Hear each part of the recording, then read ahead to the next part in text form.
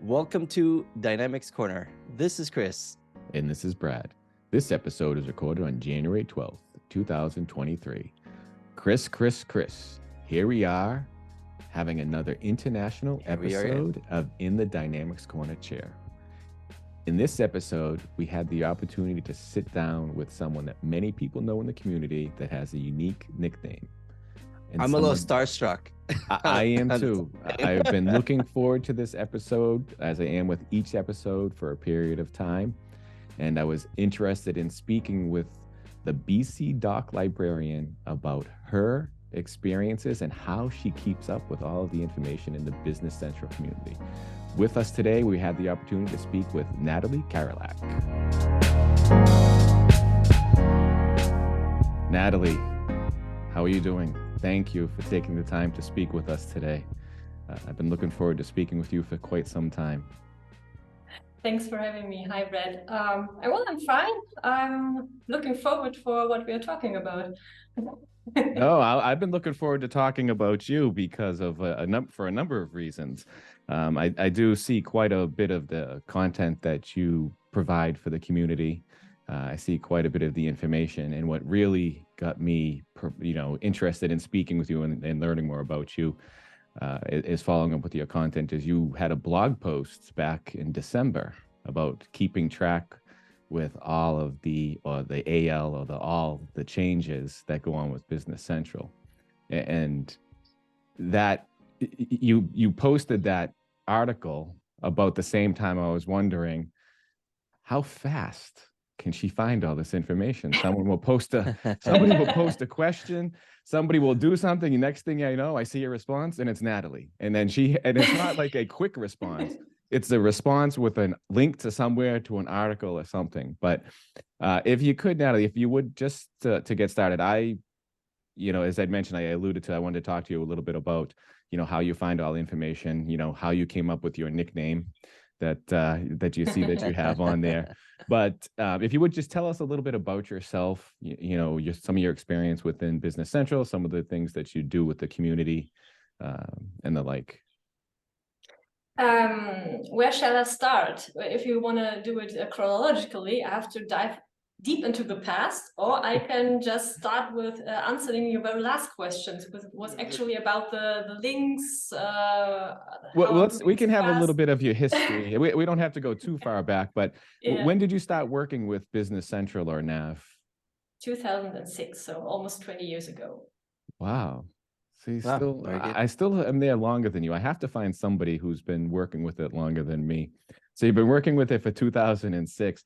And what type of roles have you had since you've been working with, at that point, I think it was Navision still, correct? Mm-hmm. Yes. It was that Dynamics NAV. But ever since, I was a mere programmer, which means I do only coding. I do not do any consulting or such. But I was in the first 5 years at the customers once in a while to help with something, to implement, to update, whatever. So at that time, I had some kind of broad knowledge in different areas. There were other consultants in my company that taught me some modules, some things, but I actually never had a good training on the business standard. I always came from the code and always grasped some knowledge here and there from the consultants, depending on the tasks I had. So in order for me to finish a task, they had to teach me about a certain area, So this is how it grew. So I was this, let's say, customer project developer. Already at that time, I was engaged in the community, but this started already almost only in Germany, because we have a huge German-speaking community called msdynamics.de. And I engaged there very, very early, and it must have been in the very first month of my job, actually. Since this was essential at that time. I mean, everybody who does this job longer knows at that time the documentation was very poor and difficult to find, and you had to rely on other sources like the community, which was mainly in forums. Yes. So I engaged in this German-speaking community. I also read a little bit in the Mibuso, but I was never registered there. but mainly I have to say as for self-protection, because I tended to engage in everything too deep, so it would cost me too much time. And since I spent already so much time in the German-speaking community, I thought, okay, better not to register anywhere else. No, I understand it. It does take. Yeah. It could take quite a bit of time. And just so you know, as you had alluded to, you are located in Germany at the present time. And I know Business Central is quite popular. It's more popular, I believe, in Europe, you know, more so in Germany and Denmark and that area than it is in the United States. Although it has been in the United States since, I think, back in the late 90s. And I think more recently, you know, there's been a big push with Microsoft, and it's gaining popularity. And, you know, the community is growing, I think, and it's not, you know, localized, you know, just to one particular country, but now I share a lot of information and follow a lot of information from individuals all over, such as yourself. So if you would continue, so you worked back with Dynamics Nav as a programmer, and then you got your start working with the forums in the German community, as well as starting to pick up into Mabuso, which was one of the more popular forums at that time. I know that I was aware of. I didn't, you know, partake in any foreign. Again, I knew it, and I also used it. For example, I remember very well the documentation, or let's say the online help, was very poor. It was a static file. It was almost never updated in any case. So there was literally nothing for a programmer to look anything up. There were no code samples, no links to further topics. I don't know. It was very, very poor. So when I got to the new job, my teammate who did this job longer, the first thing he gave him was, okay, here's Mabuso, here's a link to not the documentation. It was a little guide that you could print, and it was about an overview about the different methods in the CIA language, but grouped by objects and so on. I have difficulties to describe it because it was such a basic document that today you find in the docs, but at that time it has to be created by the community, and this actually saved our lives, because we also back then we had to look up things, but we couldn't do that in the online help, so we did it in this little PDF. So this was printed here on my table, and I had to constantly look that up, and it was very helpful. Oh my gosh, it's a long time ago. No, it is. No, I smile because I too had been working with development and implementation at that point, and there were no documents available, and it was like you said, you went to the forums. And then I also recall some people made their own help files. If you recall, you could, you know, expand the help system with an HTML editor, convert it to a help file, which ended up being much easier. Like you have mentioned, you just create a document that everybody looks at or shares, or even for yourself for reference, and you just put it all over the place. So it's nice to reminisce or remember back to where we were and what it was like as compared to now. Wow, such a progress, yeah. Totally agree. Yeah, and so these were my first 5 years. Then I changed into the product development. So and this was very strictly separated in my company, which meant that from that time on, I didn't do any customer projects anymore, and I wasn't neither available for customers for me to call, to help, whatever. I was just doing internal stuff. So producing code that was sold to customers as products that had to be maintained. Which was for me a good step, but because it meant that finally I had code that was, let's say, all mine. It was my working area, and I could continue working on the same code for years, actually, because in customer projects I previously got my task, solve this, solve that, so I did, and then I left the project and I never saw that code again, so I could never improve it, actually. Correct. And now I could, as a product developer, I could. No, that's very good. No, it is great because you can go back and you can think of how you can do things differently, and you can improve upon it. And like you said, you can do it better, and you can get the improvement and see the evolution, or, you know, or to see the product grow. And is that what you're still doing now? Or other than serving up answers to everybody and pointing everybody in the right direction. So you're still working on a product that you distribute through your company? Yes. I always worked for a partner. I was never self-employed or such, so I don't offer any owner services, if you mean that. Can you say which product you're managing now? For which partner? I'm working for the Cosmo Consult, located in Germany, but we operate worldwide. I actually develop multiple apps and products, but I wouldn't name them because I wouldn't like to promote certain products because all of our products are important and good. And I understand. Okay. Yeah. No, that's understandable. So you were working for product development or managing some of the applications that Cosmo Consult uses and distributes. That are now in the app stores. Yes, in app stores for Business Central. No, that's great. Thank you. I will have to go through the list and see if I can figure out which one is yours, and I'll ask you afterwards.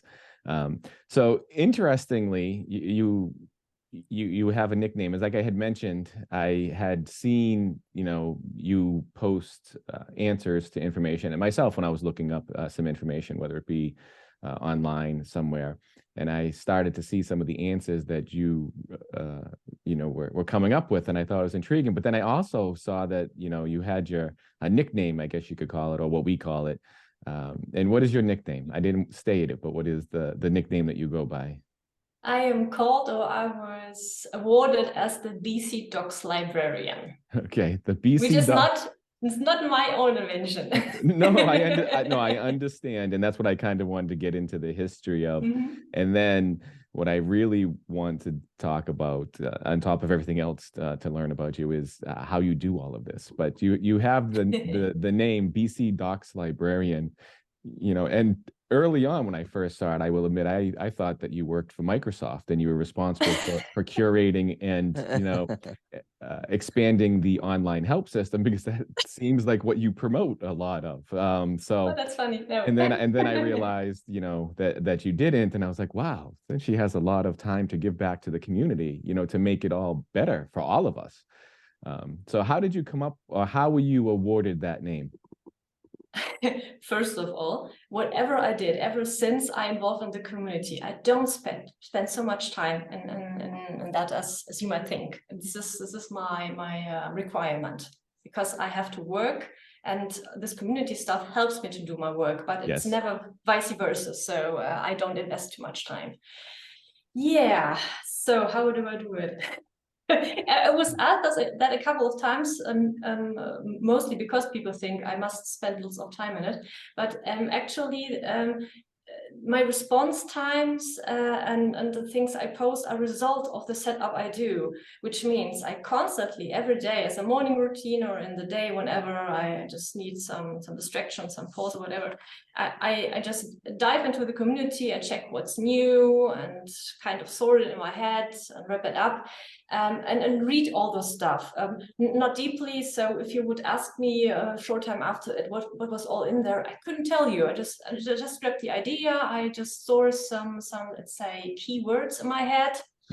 Some I don't, and then I miss them later when I search it. But however, I do, and this is the actual only reason why I have it so quick at hand. And it helped me to build some, let's say, internal knowledge base in my head, which is not so great, and not as great as you might think. But for example, when people often wonder about how I'm actually able to find any article in the docs. I, on the other hand, don't know what's the difficulty for people to find something there, because I was never taught doing that. I just did it and succeeded somehow, and I don't know why it's so difficult for others. So how do I do it, for example? Well, I read the stuff all the time, so I gained the idea of how the things are phrased, what vocabulary is used. If you know that, you probably search differently with different keywords. And that's a great trick. I like that. That's but if we go back just to, the BC Doc Librarian, who awarded you that name? Or how did you get awarded that? And we'll continue on with your process, because I will say, as you continue down there, I read your blog article on how to keep track with the changes, because I am like you, and I spend a lot of time reading. I spend a lot of time trying to follow what goes on in the application, in the community, because like you, it helps you do what you do better, in my opinion, because you need to be aware of what's coming and what's changing. Exactly. And I find it inspiring and listening to you, and like you had just stated, like, because you're in and you're paying attention, you know the language of how to search better, because of your awareness of the documents and how they're worded. But where did you get the name BC Doc Librarian?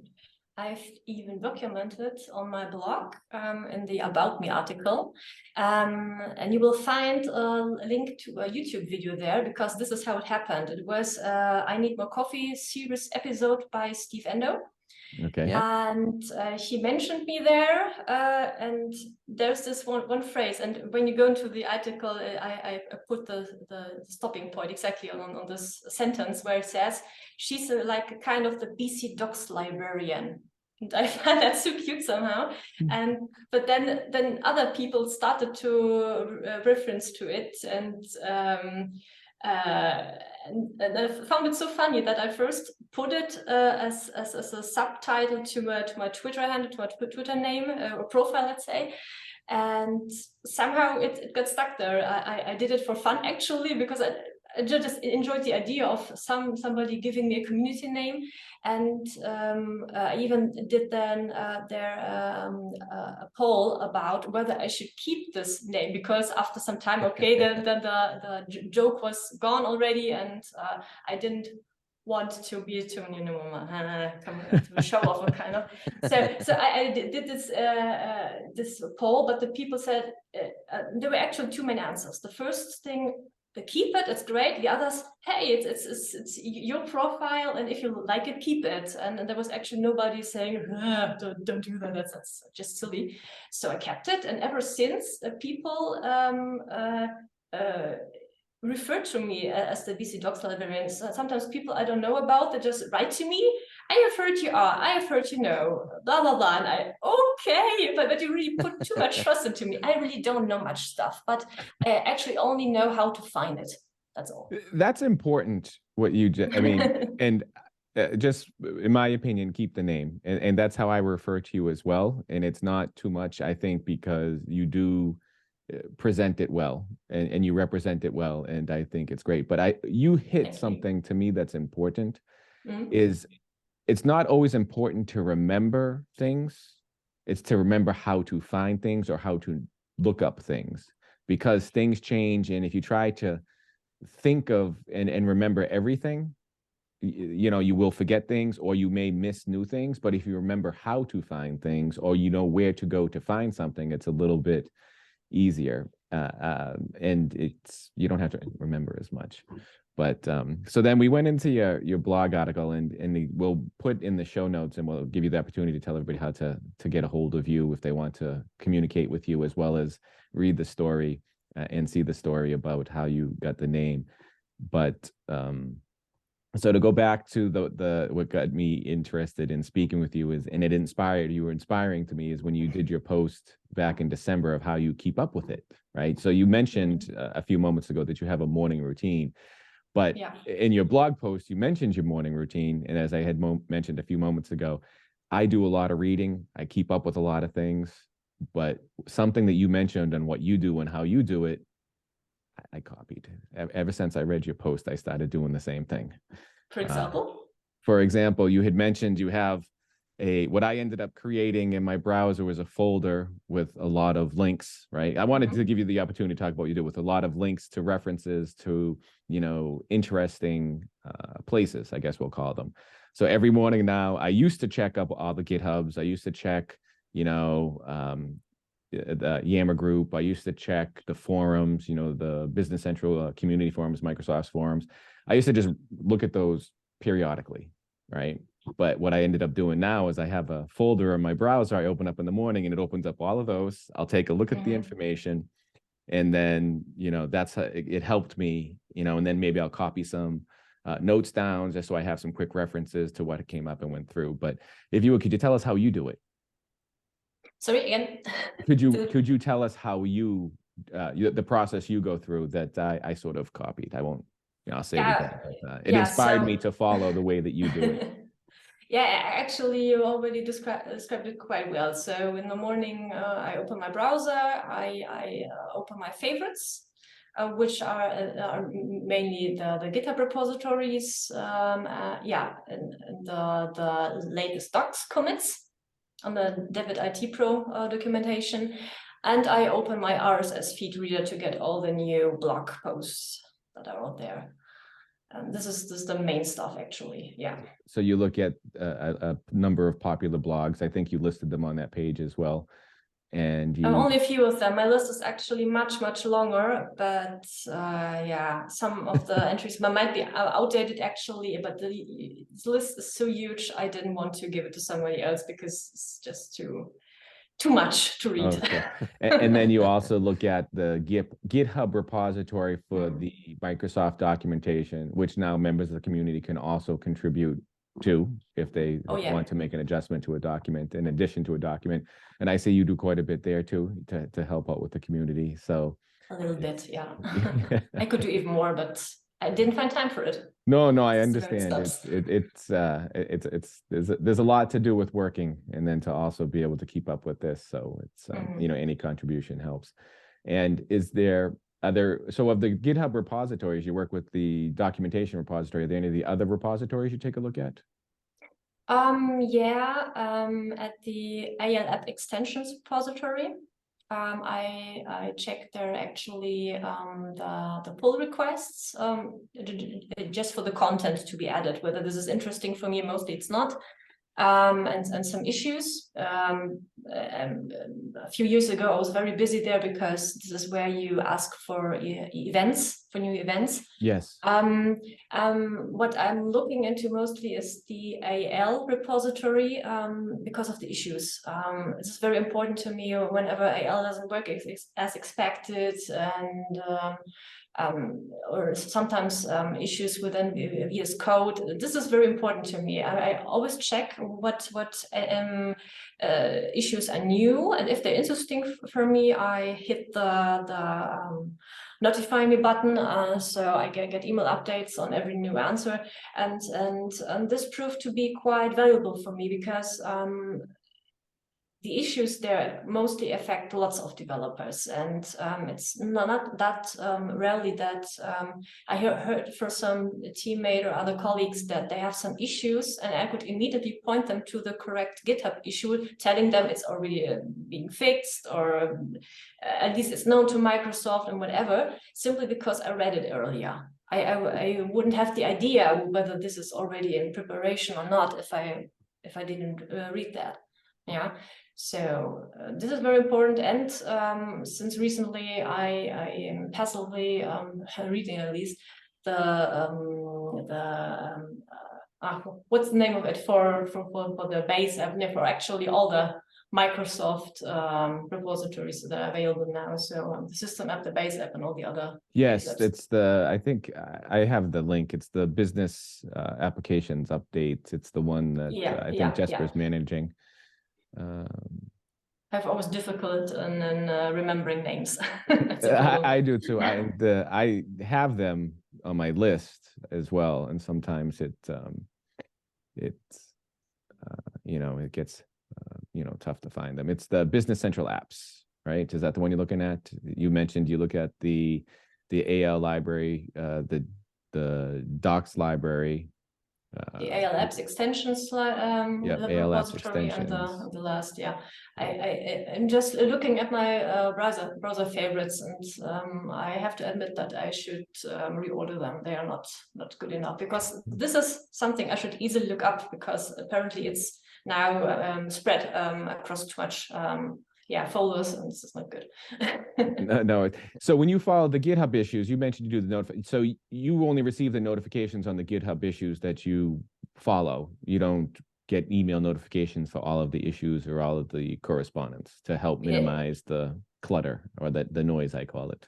Yeah, it depends on for the latest mentioned repository, the new one, I currently receive emails for everything, which is actually too much, but I just wasn't brave enough yet to change it now somehow. But for the AL repository, I don't get any emails for new issues. I just go there manually and check for new issues that which content is interesting for me, and then I hit the button to get notifications in the future for only those issues.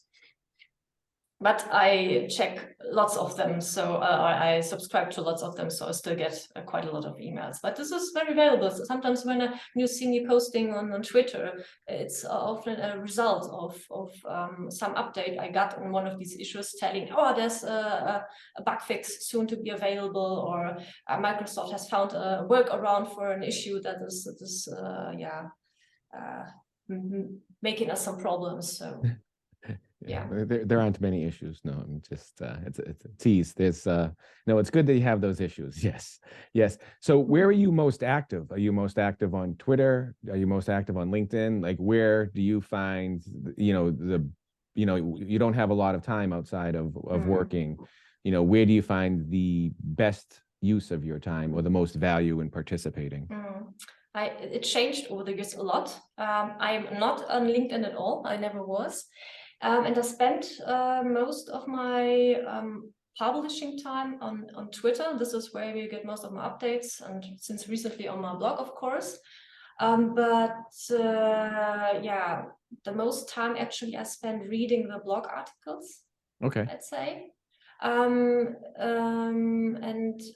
Because on Twitter you also do some support. Yeah, there's this tag BCAL help. Correct. Sometimes I answer people there too. Earlier I was, for example, very busy in the Microsoft Dynamics community. I even forgot how it's officially called, because there is a forum where you can also help each other.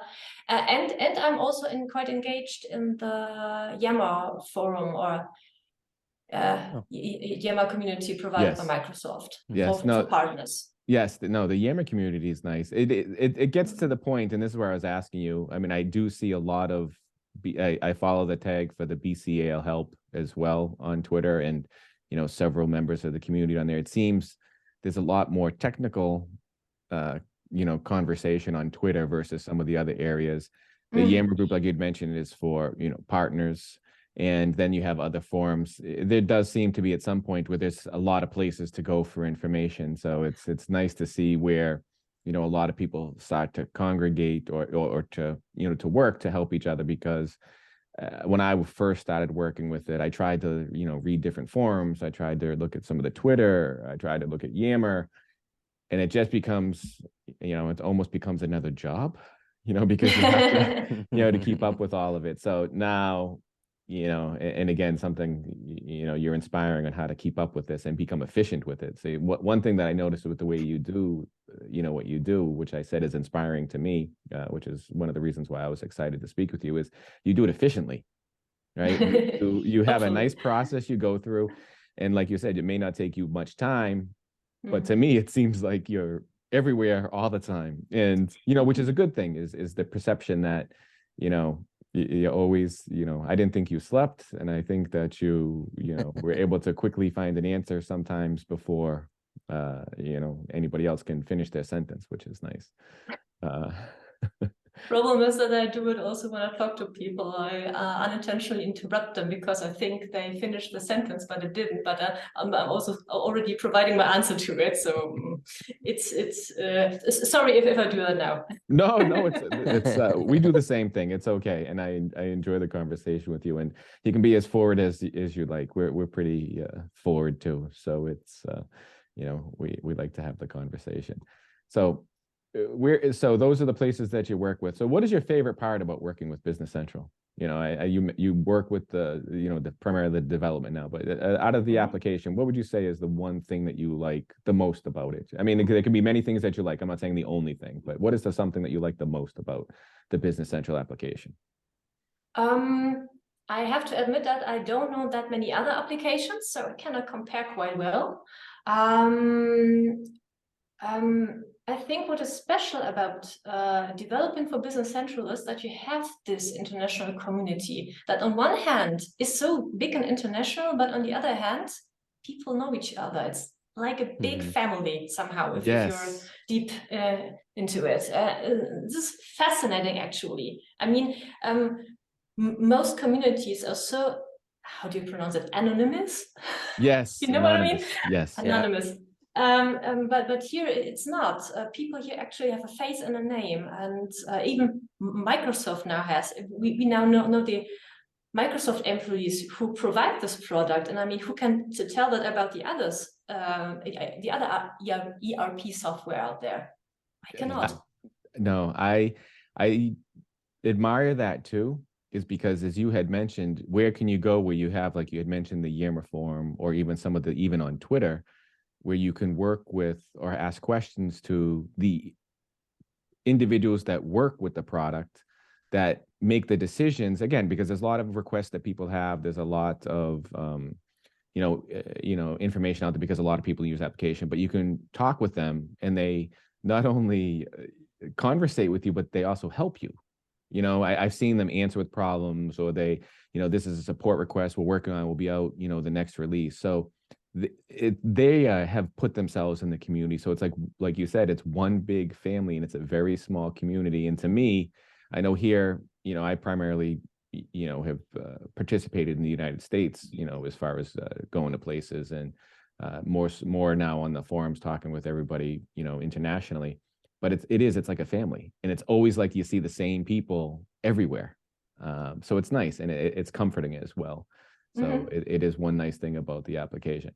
If you could change one thing with the application, what would you change to make it what you think would make it better? And again, this is your opinion. It's not tied to anything else besides your opinion. You mean from a program perspective? Any part of the application. It can be anything with the application, including development, functionality, even if you wanted to change the name, anything. It's your opinion. If somebody gave you the opportunity to change one thing to where you think the application or the development of the application could be improved, what would it be? I wish you gave me some time to prepare for this question, because now there's quite a turmoil in my head, and I really cannot wrap around what could be the most important one to mention now. There are so many little things that okay. So there may be many. So let's pick one of them. Just pick one of them.